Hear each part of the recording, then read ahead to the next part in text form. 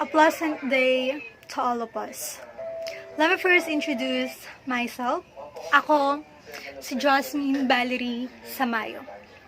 The reason why I am standing here in front of you ay upang ibahagi kung paano ang buhay ko ay hindi lamang basta isang buhay, kundi isang makatuturan at makabuluhan. But before I continue delivering my speech, I would like to thank each of you for being here today. For the meantime, please let me ask for your eyes, not just to watch me while I am speaking, but to see the genuine meaning of every word that I am going to mention this day. And also for your ears to listen with understanding. So here we go. Hindi pa man ganoon kalalim ang karanasan ko sa buhay, but I just want to share on how I make sense in my life as I am getting matured. The first thing that enabled me to have a meaningful life is that because malalim ang pagkakakilala ko sa sarili ko. For the first place, how can I deal with the world if I don't even know me? I agree na ito ang magsisilbing pundasyon at panimula ng lahat-lahat tungkol sa buhay ko. I know myself, that's why buo ang kumpiyansa at tiwala ko dito. I believe that I will always make a better choice and decision to my life. Dahil kilala ko ang sarili ko, I am aware to my strengths and weaknesses, and with that, I know that I can handle either the good things or bad things that will come into my life. I know myself at mahal ko ito. Yes, I was fully accepted everything about myself.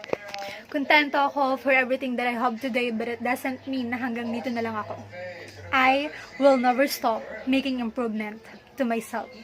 Hindi ako titigil until I achieve all my goals in life. Maybe there are others who define a perfect life as all about happiness, no pain, no hardships. But for me, those negative things are what makes my life perfect. Through it, I know that I will become a much better and stronger individual. I do stand to Socrates' statement, which is, unexamined life is not worth living.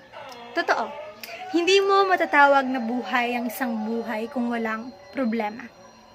At first, kung walang lungkot, hindi mo mararamdaman na maging masaya. We are all dreaming to be happy. Happy. Ako man. But of course, I want to be happy in a way that I will not compromise others. Because you know what? Mas masayang maging masaya when you know in yourself that you didn't bring pain to anyone. But I can't hide the fact that sadness is always there. Are always there. And whenever I feel it, instead of pushing my mind to make me feel more lonely, I'd rather think of it as also the same thing that will make me happy once I overcome it. Second, if there is no rejection, there will never be an acceptance. Before, I was a girl who used to force myself to others who didn't like me that much, but it all changed when I realized that there are always others around me who are ready to accept me for who and what I am. For me, I will value those who stay, and it is also fine for me to let go those who are no longer happy to be with me. I am not bitter, it's just that I don't want to waste my time for those who didn't see my worth. But when it comes to other things, when I became rejected, I don't easily give up. Until I can, I always make a way to fix the mess. But sometimes there are things that don't really work even though I already gave my all. With that, what I did is acceptance in myself.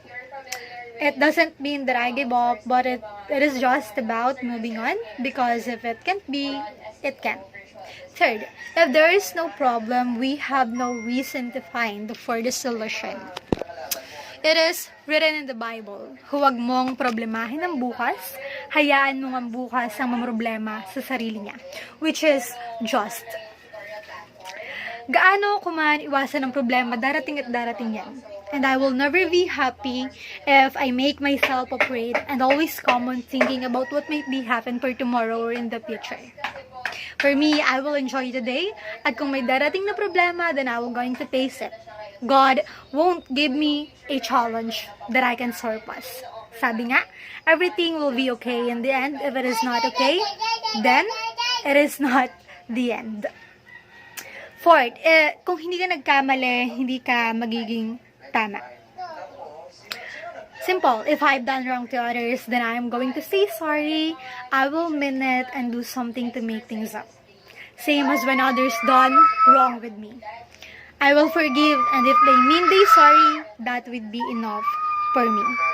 Sometimes in our life, there is someone who will come and gonna leave us not just in pain, but also in anger.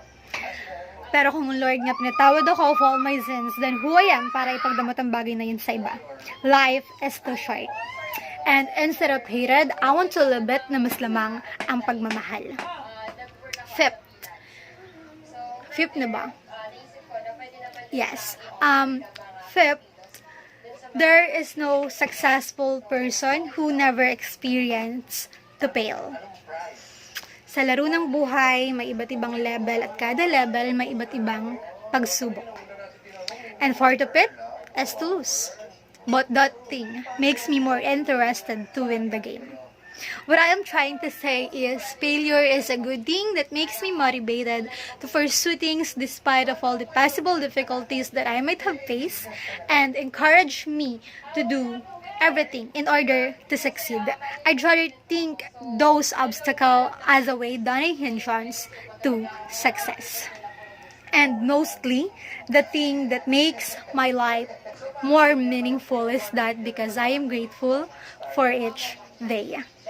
Good things or bad things, small thing or big thing, I am really thankful to God for everything. Ang magisayang sa bawat pagtulog is a great blessing from Him. Because it means that He's still allowing me to continue life. Ang buhay that He never forced us to pay for it. At kahit papaano gusto ko itong mapalitan, gusto ko itong masuklian by serving others. Even not through some material things, but at least by including them in my prayers. And if there are other ways to help, which is kaya ko, why not? Life is an infinite journey and I'll promise to treasure each moment of it. Thank you.